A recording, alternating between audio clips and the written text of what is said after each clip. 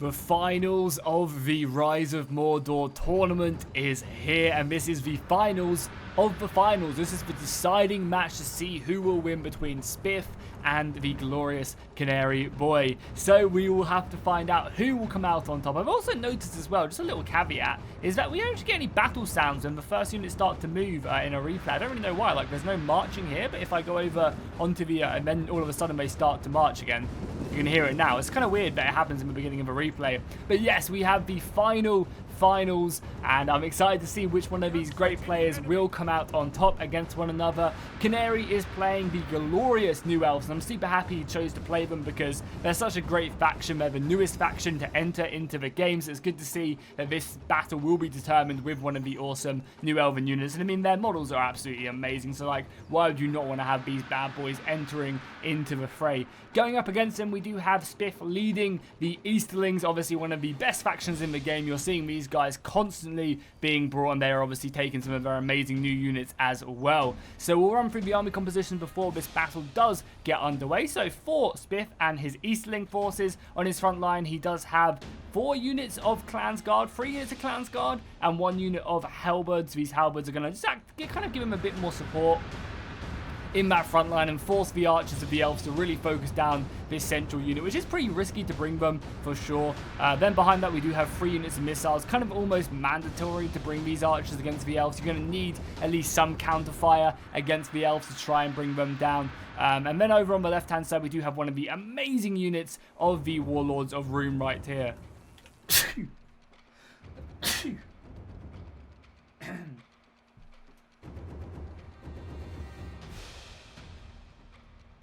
Definitely one of my favorite units in the entire game. They just look absolutely amazing, and they definitely are the goats of the roster. Then in the forest itself, and I'm actually going to pause it because there's a little bit of action going off on the far right flank, and I don't want any armies to actually engage into one another. But in the forest, we do have 2 units of the Lancers and 1 unit of the Lancers, and then 2 units of the Bane of the Steppe, kind of one shock supported by 2 heavy melee cavalry. And then over on the far right hand side, we do have 2 more Lancer units and then 1 Bane. So kind of splitting them up. This right hand side is more about that shock value. The left hand side is more about kind of prolonged engagements. And then obviously we have another unit of Warlords on this flank. For the Elven forces, we have 3 units of the Elven cavalry. These guys are good in both melee prolonged engagements and also in that shock damage factor with their spears and lances. They do a pretty nice job. On their front line, they do have 4 units of these Noldrin spears. So again, pretty sturdy unit. I mean, everything in the Elven roster is to be worried and to be fretted about. We then also have a unit of the Shipwright Nobles. The Shipwright Nobles doing some serious work if they can get stuck in there. I love the look of their armor as well. I mean, the Elves are just a beautiful faction. They really, really are. From blade to helmet to boots, you know, anything else is plus. And then we also have 2 units of the Noldrin archers back here as well. Maybe something else hiding, but I think that's everything. And obviously also another 3 units of cavalry over on that side. So both sides bringing a handful of horse, and we will be kicking this one off. I also added in the markers as well now, so we can now draw lines, and I can kind of show you some tactics that are going on and stuff I would do. So we're going to be getting some cavalry being brought out of a fight, and that's going to be looking to engage the forces right there and quite quickly move back as quickly as they can, maybe trying to draw out the Easterlings. However, this match has everything riding on it, literally everything riding on it, so neither player is going to look to overcommit here whatsoever. And it's kind of interesting as well that the Elves are actually outmatched when it comes to range. Both players are pretty evenly matched, I would say, when it comes to cavalry. And it's also kind of interesting as well that the Elves have brought a general melee unit, a foot unit, and then gone for 6 cavalry, whereas the Eastlings have gone for 5 normal cav and a general unit. So again, these kind of small tweaks into the formation are going to be very, very telling. And one of the downsides, I guess, to the Elven lines is that their units are really expensive. That's one of the problems that the Elves will run into is, you know, their units are very elite, but they're super expensive. And there's only 100 of them in a unit, whereas over on the other side, the Clans Guard, there's 160 of them. And obviously immediately we have the arrow fire going in to these halberds. The Elves are going to be pinning them down as quickly as possible, firing as many volleys into them as possible. Just trying to whittle down their numbers. And I think we're actually going to be seeing the halberds retreat back, get out of there, pull back their lines out of enemy range, and then push up these guys into the front lines like so. And then that's going to push back the the enemy archers back just to this line, and then it's going to keep the halberds a little bit safer. And also you can use the halberds as a pretty nice position to use them as kind of a cavalry supporting force. Now we do have the Haradrim archers, or sorry, the Eastling archers, I should say, in range of the elves. They're going to be starting to pop off shots, but again, the elven armor is pretty thick, so it's going to not be an easy task to break through. But the main kind of ploy of this is just to keep on throwing their infantry forward, and that's going to reduce the range of the elves because they're going to have to obviously retreat back behind the lines of the elite elven line of spears, which we are seeing right here as they prepare themselves. Obviously getting as many volleys off as possible though beforehand, and now we are starting to get a very aggressive push here. Oh, a nice little charge here coming in from the elves, looking to hit them whilst they're not braced, and that's just a devastating charge right there onto the Noldrin nobles.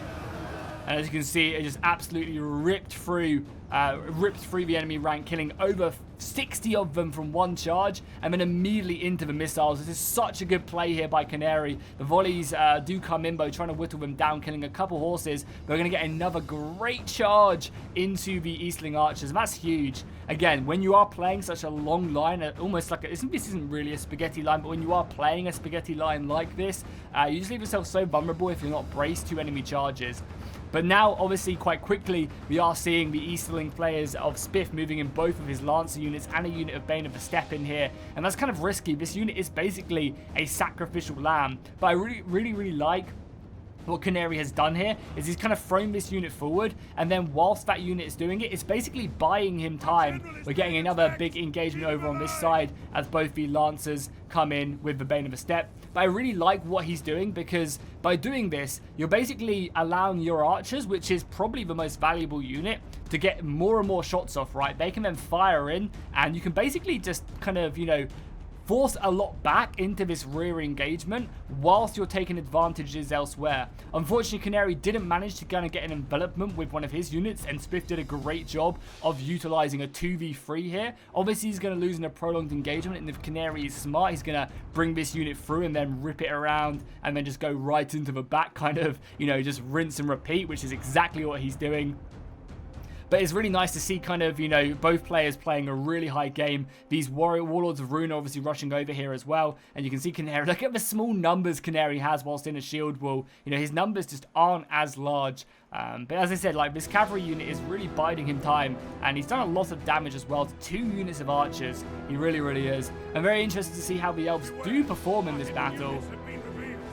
This matchup, because obviously they are slightly outnumbered, only 60 of them in the unit, but they do have a unit of these spears, and I don't know if Canary can get away with this, honestly. Committing an entire unit to this fight when he's already pretty outmatched, it's going to be pretty risky, but he has managed to kind of done a pretty nice setup here on the lines, and we'll go back onto normal speed as well. We can see the shipwright nobles fully going in on against the spear lines, and more reinforcements moving in here as well, which is really big. The Warlords are going to make a huge difference to this fight.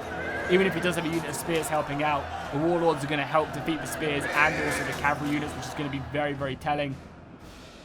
And more reinforcements turning up. So it does seem like they did end up finding up another spare unit here as the Lindor nobles engage against the Bane of the Steppe. With the support of the archer fire as well, it's not a bad fight. But we also have some spears reinforcing, as they do want to get avoid fighting that front line. But yeah, that initial cavalry charge was just so goddamn big. It allowed them to basically rip through the center and nullify one of the huge issues. Also, we're seeing the elves still engaging and keeping a unit of halberds pretty occupied back here as they continue on this fight. But obviously we have a unit of these Noldrin spears being shot in the rear and engaging against the Warlords of Rune. It's going to be a hard fight for them to win this one. It really is. The Warlords of Rune are just, you know, such a deadly armor-piercing unit. And even, you know, obviously these elves, you know, training thousands of years, they're still going to struggle against a unit this well-equipped. And also obviously being shot in the back as well, already losing 3 men. We're getting some cavalry moving through. Obviously, the cavalry trying to protect the archers at all costs. The archers are such a valuable unit.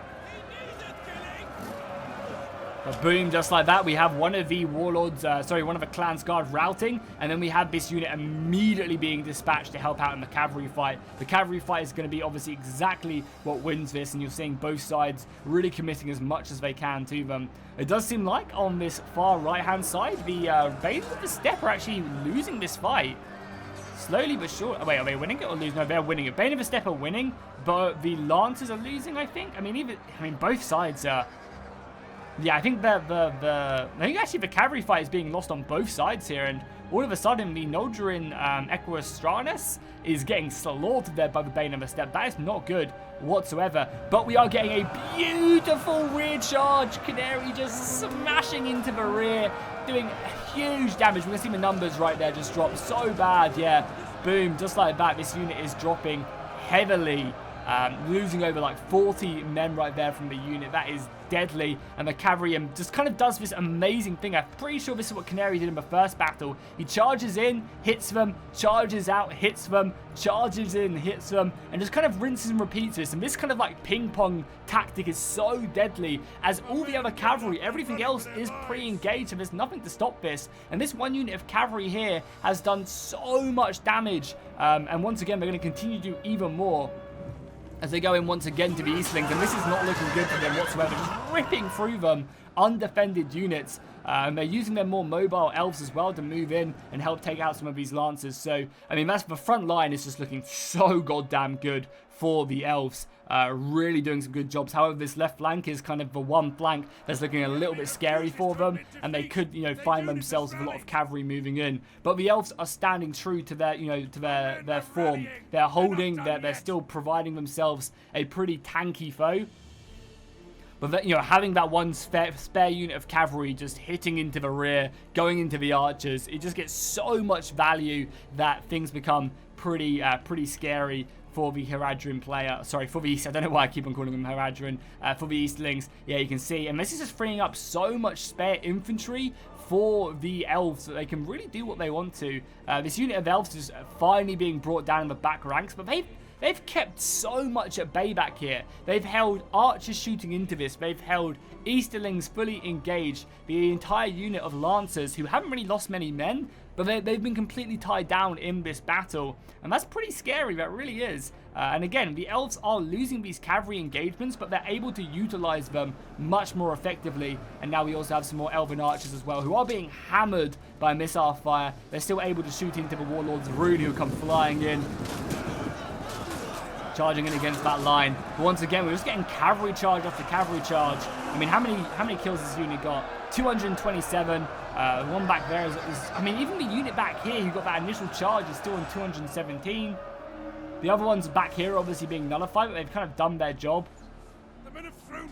They really have, and the other units are doing so good as well. And once again, rear charging into them archers. Huge stuff. The front line has been broken by the runes, and then they can just quite quickly reinforce here, move into this fight to help out win that cavalry fight. So it's going to be the Eastlings need to either retreat from this fight and help out elsewhere, or they need to keep on pushing up more.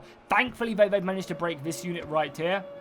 And breaking this unit is going to be huge because that's going to free up this entire extra unit. What's it? Is this just a line? Yeah, this is just a line. Yeah, it's going to allow them to be able to reinforce here, rear charge some of these engagements, or maybe even go after these archers as well. But obviously, we do have the pretty healthy unit of the shipwright nobles who we're going to look to intercept. Obviously, we're going to take a charge into the side, but they're basically here.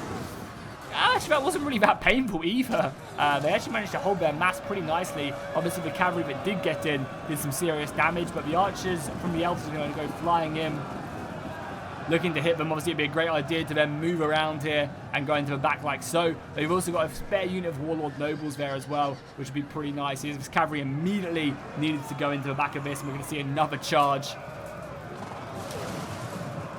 moving in. I'd be really interested for the next tournament for them to do a 2v2 and see how that one plays out.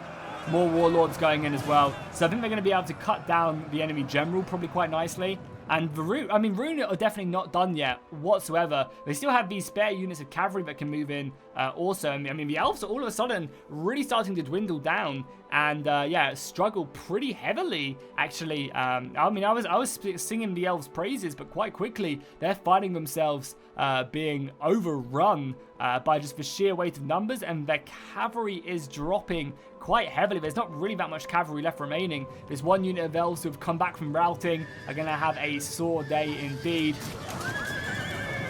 Basically being ripped apart right there.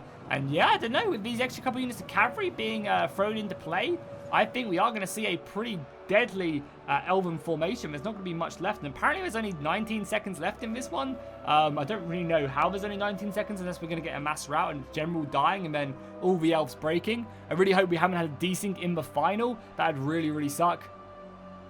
As we get the cavalry charge coming in. I think this is... Oh, no, we've got desync.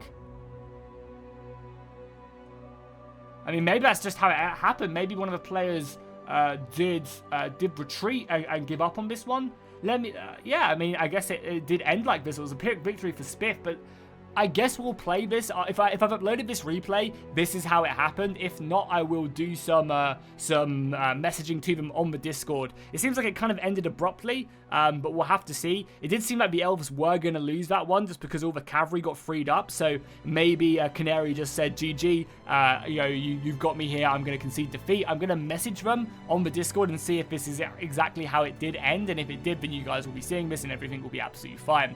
But yeah, I mean, GG to Spiff. Pretty sure Canary won the tournament though, so again a little bit confusion. I'll clarify everything in the comments down below if I upload this battle, if this is how it happened. So yeah, massive GG to both the players. You can see the huge kills from the cavalry. It's just the elves obviously having such an elite force and not huge numbers. I think that, you know, the warlords and the superior bane of the steppe cavalry just really kind of turned the tide, because a lot of the clans got slaughtered, but the other stuff doing so well, and obviously the cavalry for the elves was absolutely huge. So yeah, I guess GG. Again, I will clarify any confusion in the comments down below, so check that out. And if you're watching this replay, then this is how it happened anyway, so nothing really to clarify. Maybe there was just another replay that I haven't seen quite yet, because I'm pretty sure Canary won the entire tournament. Again, if I'm mistaken, I will make sure I let you guys know who won it in the comments down below. But yeah, cool. Massive GG. Massive thank you to the replays. I will definitely get way more involved in the next tournament, as you guys have been really enjoying this content. And I'll let you guys know about the next tournament so that you can take part in it and, you know, fight alongside these guys, fight against these guys. It'd be really interesting, I think, for a 2v2 to be played and see how all the factions work together within one another. I think that'd be really, really cool. So yeah, I'll see you guys in the next one. Thank you so much for watching, and fish out.